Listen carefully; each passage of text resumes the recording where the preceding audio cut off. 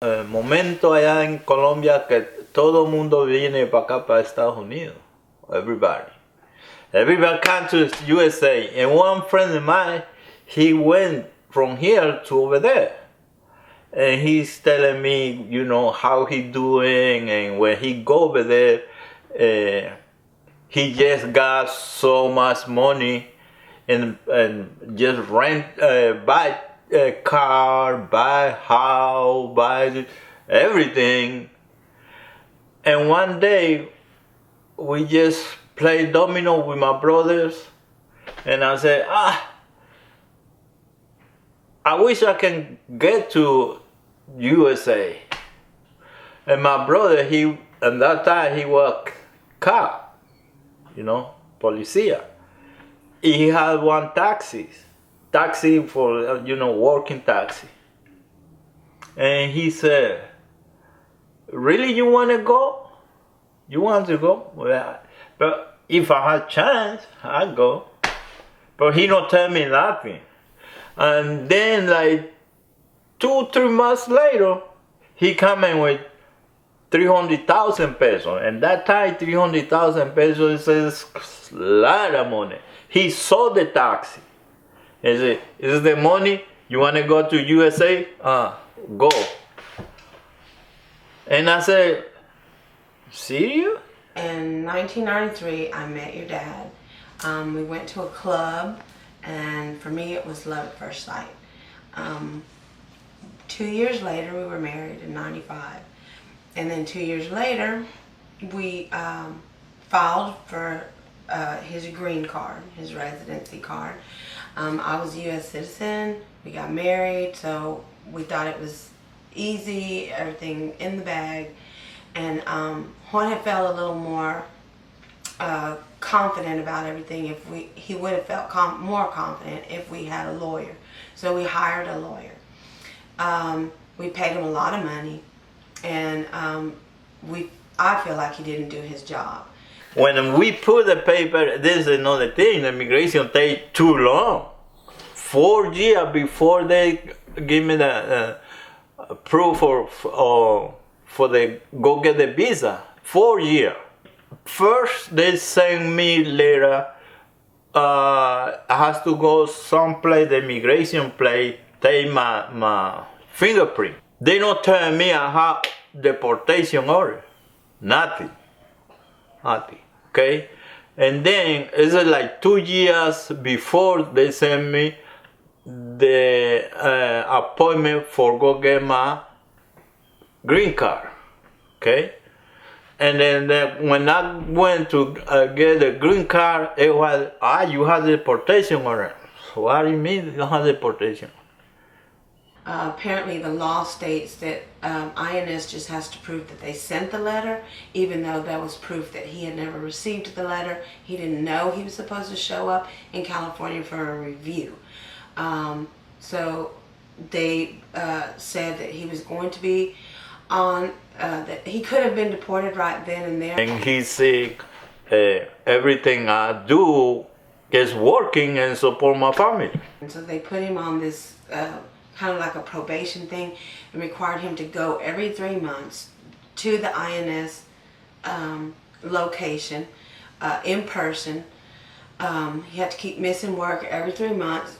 Sometimes it was only 1 month that they would make him come back on the next following month. He had to report to them and show that we had a lawyer, that the case was open, that we were trying to fix everything, and that we were still together. We were talking to the lawyer and saying, hey, what's going on? Because every time he would go to the probation, they said, you need to talk to your lawyer and you need to tell him to get this stuff taken care of. And we would tell the lawyer, and he kept putting us off, and we'll call you back. He's not in the office today and all this. So I went up there to talk to him, and I told him, we're paying you a lot of money, and you're our lawyer, and we need to get this resolved. You need to do your job. It's been years now, we're waiting. And he got upset with me because he said that I was not supposed to tell him anything, that my husband was actually really his client, and that he didn't need to hear anything from me. So he just dropped our case. We tried to pursue it on our own. We were told that we could through the representatives of the INS, that we didn't even need a lawyer. The lawyer wasn't doing anything. We could do it all ourselves because I was a U.S. citizen, we were married, and we had all the proof that we really were together. So we waited. We tried to do it ourselves. A couple years later, we just hired another lawyer. She was trying to do everything she was supposed to do. But in the meantime, INS had been disbanded. There was no longer INS. It was all like Homeland Security. I think it all fell under the umbrella of Homeland Security. The ICE police was created. 9/11 had happened. There was a lot of stuff that went on inside the immigration department. And the new lawyer wasn't getting anywhere, and she had personal issues, and she had to move out of the state, so she had to drop our case. We the Spanish don't do nothing to USA. Like 9/11, they want to deport everybody, and they fall apart everything because they no lawyer can help me, no lawyer can help me. Then we continue to try to do it all on our own, and in the meantime, by this time it's 2007, as I stated earlier, the ICE police was created, so the ICE police came to our home in February of 2007, and they took my husband from our home in front of our children. They arrested him, and they said that he was a criminal. That he was a criminal and that he needed to be deported. I remember the ICE police coming up to our house before I was getting on the bus, and I was just freaked out and nervous because I didn't know what to do, what to say. Even whenever he even asked for my dad, I just went inside and told my mom, hey, some ICE police was looking for dad. I didn't even know what that meant. It was crazy. And it all made sense a couple of days later whenever they came knocking on our door early in the morning to take my dad away. And I don't know, I just was nervous, kind of just unsure of what was going to happen that morning. Whenever they knocked on the door, they came inside, and I just remember talking to my dad and wanting to hold him and tell him, I love you, and I already miss you. I don't even know what's going to happen, but I already miss you. And he just told me, stay in school, do good, don't fight with your mom. That was the issue, and don't fight with your sisters, stay strong for them. And I think I really just held on to those words more than anything. School was important, but to me, just family and being together, that closeness, I wanted us to be close. And if we couldn't be close with our dad, and we could at least be close with each other. They held him in this horrible place that they call a detention center, but it was a prison. It was built just like a prison, and they treated him like a prisoner. And he was there in February 2007, and I don't understand the paperwork or the reasoning behind what they did, but they required him to sign that he would be willing to be deported back to his country. And of course, immediately we didn't sign because we thought, no, why do we need to deport him? We have a lawyer, we've been working on this case. Everybody tells us that, you know, I'm a U.S. citizen, we're legally married, we have children, we have a family, we have a business, we have a home.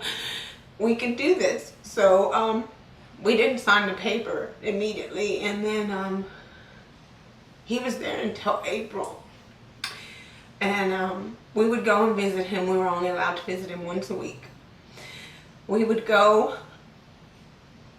and I could see his soul was dying. I could see the life leaving his body. he was crying every day, and the whole time I had known him, my husband never cried. When his father died in '99, he was in Colombia, and we'd gotten the call let us know that his father had passed, and he got a little sad, and he had little tears ran down his face, but it wasn't a deep, sorrowful cry. He just didn't cry. He wasn't a crier. He never cried.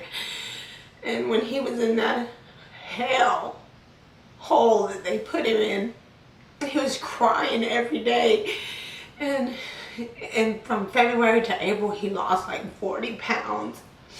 Physically, he was just falling apart. He was dying. And we couldn't take it anymore, so I told him, just sign the papers. Let them deport you, and we'll figure it out. And that last day that we got to visit him, we begged them. We begged them, please, just let him hug his kids goodbye. Just let him hold his hand at least. And they said, no, sorry, not allowed. And they wouldn't even let us touch him. His girls were crying. They were never going to see their dad. A friend of mine from church said that she knew of a gentleman that was volunteering and working with the clinic at U of H that would help with cases like ours. And she got me in contact with that gentleman, and then we set up an interview with the clinic, the lawyer that was running the clinic at that time. And we got the interview, and I took all the paperwork and showed him the case, and he said, oh yeah, you're definitely the kind of case that we want, because we can win this. So we started the case 2008, I believe. The only problem was that they did everything pro bono. They didn't charge me anything for the actual work, but in order to do that, it was the students that were studying to become lawyers that would do the paperwork. So we had to wait for the students to actually be in class, and they would do all the paperwork, and I had to come up with all the filing fees, all the immigration costs, and that was a lot. It took a lot to get it all done. We sold everything that we had, materialistic stuff. We lost the truck, so we lost the business. Our home was foreclosed on. All the items inside were sold, practically given away just to survive. I started working 2 jobs. We trusted that everything was going to be okay. We knew that God had our back. And we thought that the U.S. government was going to do the right thing and realize that they had made the mistake, that the deportation letter was a mistake. He had never received the original request to go for his update interview in California, and that we had done everything we were supposed to. We filed all the paperwork. We hired a lawyer. We did everything we were supposed to do, and they were just going to let him come back. Little by little, that faded because he wasn't coming. Not having my dad there hurt me more than I even knew, really. I just found myself thinking about getting older, because here I am about to be a teenager. These years that they say, oh, you're going to fight with your parents the most, and you really just grow as an individual, and he wasn't going to be there for that. And I just felt lost and empty at that point. Was really the beginning. And then for us in our culture, a quinceañera is something really big, and we always have a big party, nice big dress, your whole family comes, and it's supposed to be a happy time, and you're coming of age. And I really just felt like, this came a lot sooner, and I'm not even able to spend it with my family. And we can't even afford to do what I want. Like, I feel selfish if I ask for anything. Like, how can I ask when my mom is struggling to put food on the table? Like, how can I? And I missed him, not only just because he was there as a father, but just he really took on the responsibility of being a father fully, being there for us during our games, for our soccer games, for school. He would try to make it whenever he could and just be there. He was so a part of my life, and I never realized that people didn't get that. And that's why I was just so hurt and taken aback when I didn't have that anymore. Growing up to chase boys away, telling me who I can and cannot date, like, that's all gone. Telling me, giving me encouragement, helping me become a woman and not just be degraded by men and just think, oh, well, I want love somewhere.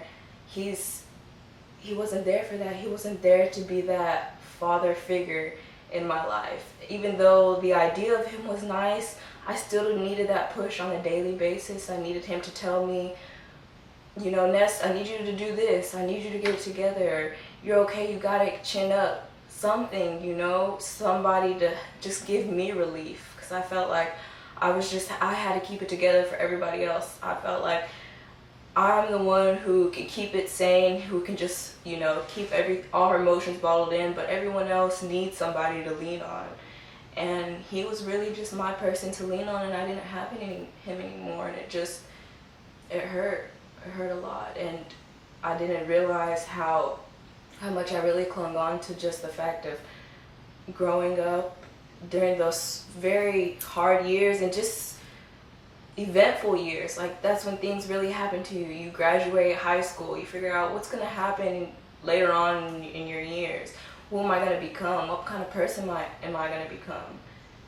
And just from my childhood, I always thought and imagined he would be there guiding me every step of the way. And then he wasn't.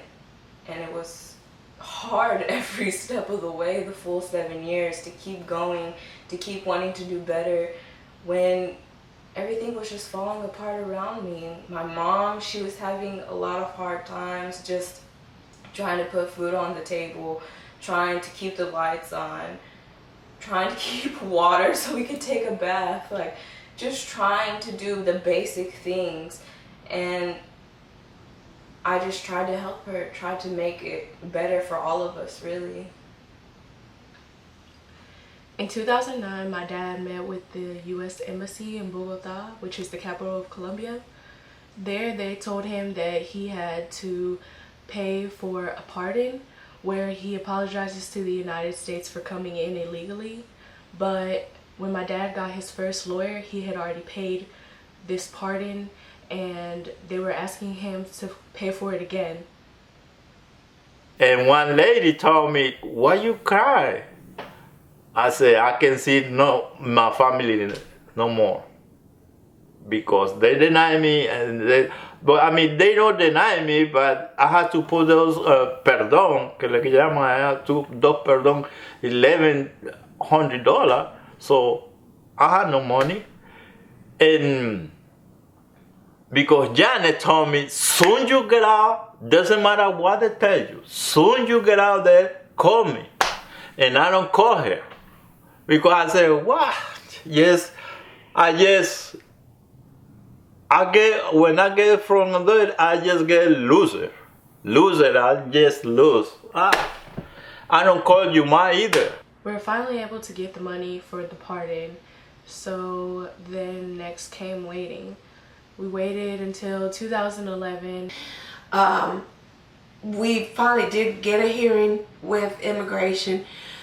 In all of this, U of H continued to work on our case, and they actually got the file and they actually gave us an answer. And their answer was that we had not suffered enough because my girls had graduated and they were doing good, and I wasn't in the street completely homeless, and I wasn't with a needle in my arm. And so we hadn't suffered enough, and we really didn't need Jorge back. When they said that, that's when I almost just lost it. I went into a very deep depression, and it was very, very hard because I couldn't believe that they had the nerve to say that to us, that we didn't need Jorge, that I didn't need my husband, that my children didn't need their father, that we were doing just fine without him. How dare they do that? How dare they try to judge that? You know what, Gloria? Just love, just go get another husband and forget about me, because it's too much. That time, right there, I just went to my room and started crying over there, reading the paper. And I told Mama, Ma, I'm gonna stay here forever, because I can't go back to USA because they denied me. Well, I think it was God one. But in the meantime, I said, but all the time in the Bible said the family has to be together. The family has to be together.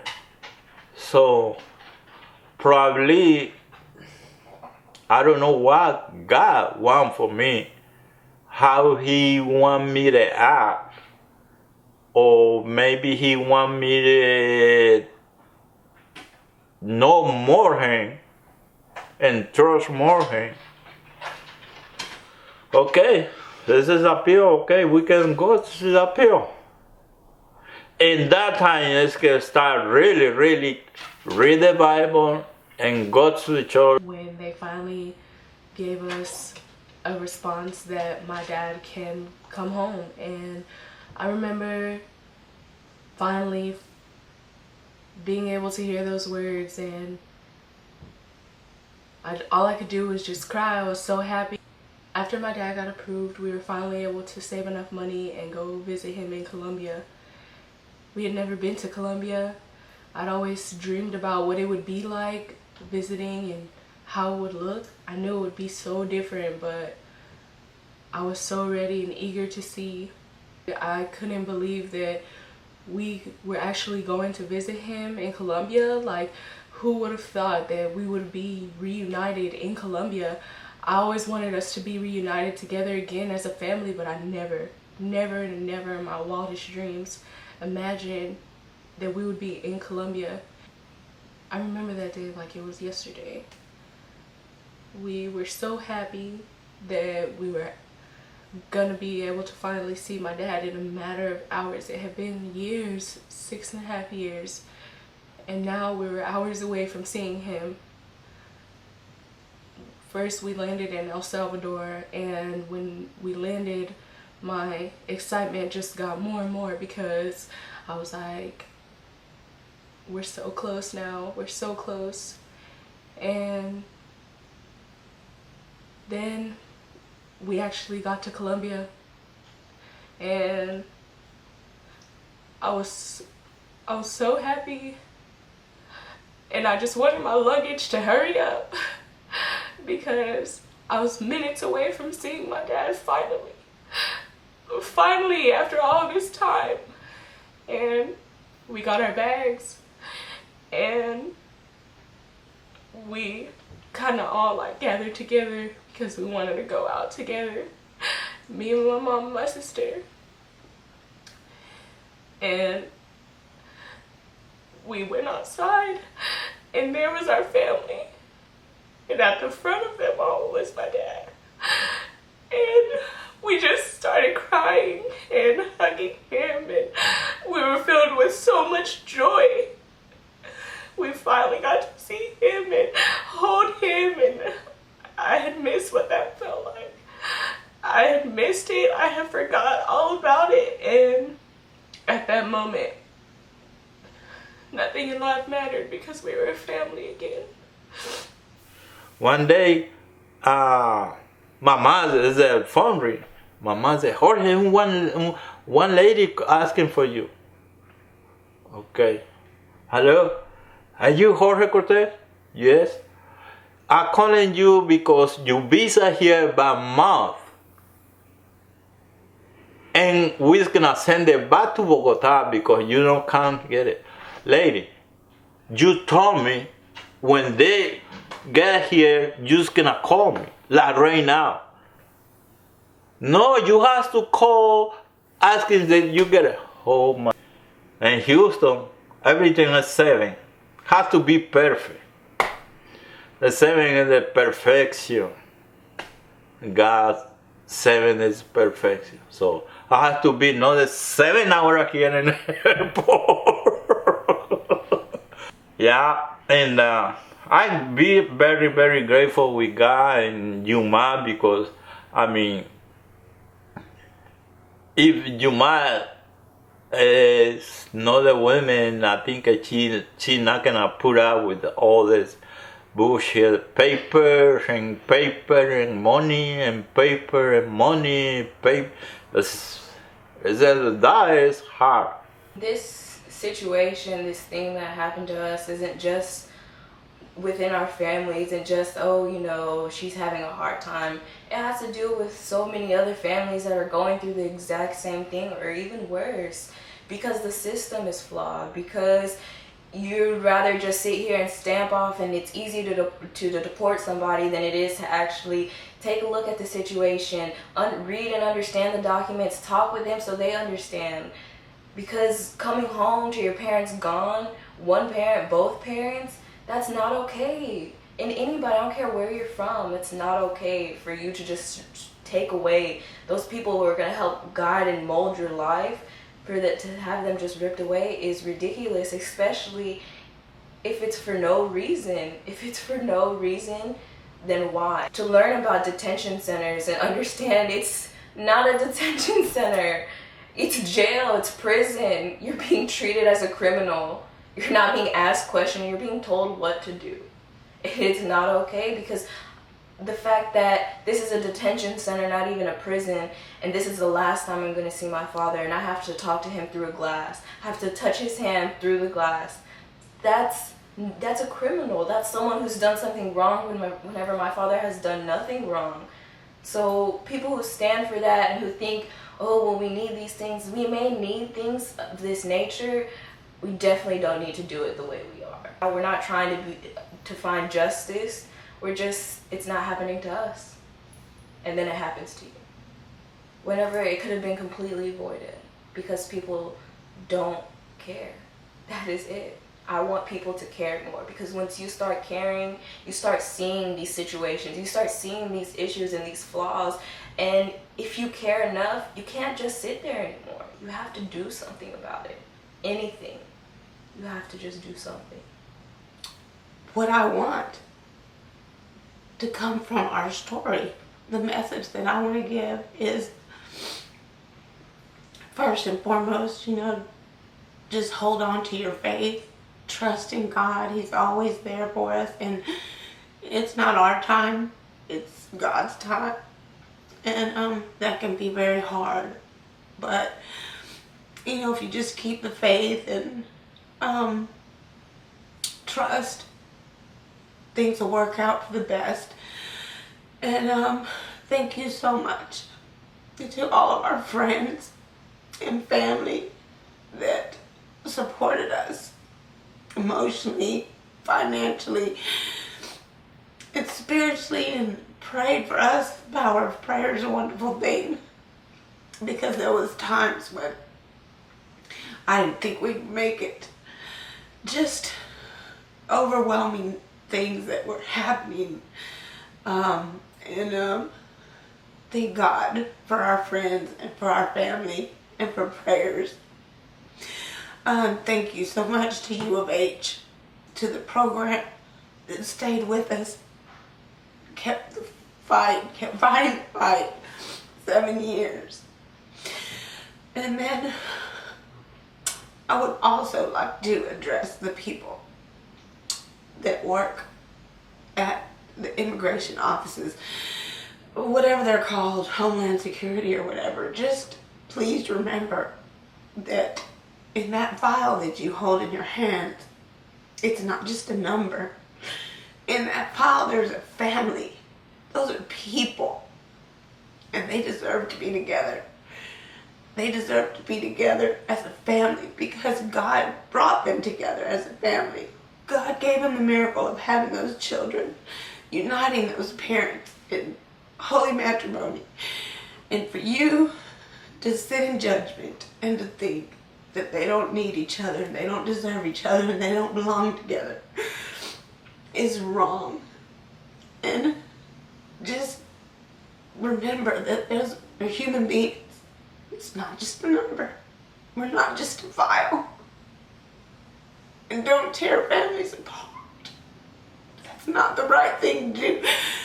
Whatever you think you're doing to fix immigration, I understand, but tearing a family apart and then keeping them apart, that's not the answer.